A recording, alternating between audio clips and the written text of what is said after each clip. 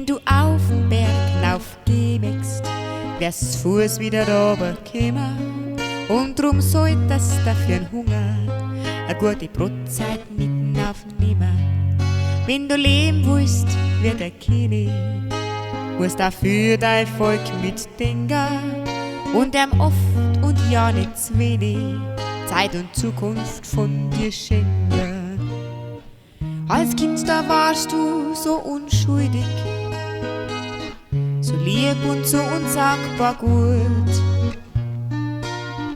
Das Leben hat dich verbrennt wie Feuer und in dir brodelt jetzt der Glut.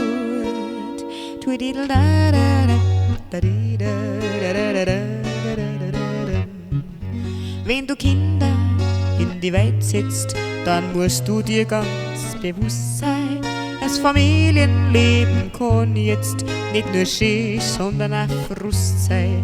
Und wenn du bloß grad keine Zeit hast für das Glück, von dem du träumst, dann pass auf, dass du nicht verschlafst und dein Glück auch noch versammst. Es hat dann jemand nicht gesagt gehabt, dass man schlecht stehen kann auf einem Fuß. Drum tust du mit deinem Leben so schwer, weil's da an Zukunft denken musst.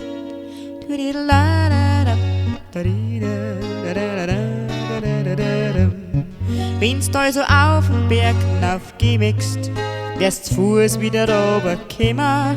Und drum solltest du für den Hunger eine gute Brotzeit mitten aufnehmen. Jetzt sagst mir du, dass du auf den Berg gehst, weil's beim Drachen runterfliegst. Brauchst keine Brotzeit nicht berechnen, weil's der Luft um die Nasen kriegst. Allerdings musst du dann wissen, und da fängt das Ding an, dass man auch beim Drachen fliegen von der Luft nicht satt werden kann. Aber denkst du in deinem Leben an die Zukunft schon voraus? Wird's euch eine Brotzeit geben, für Leib und Seele den besten Schmaus. Da da da da da da da da da da da da da.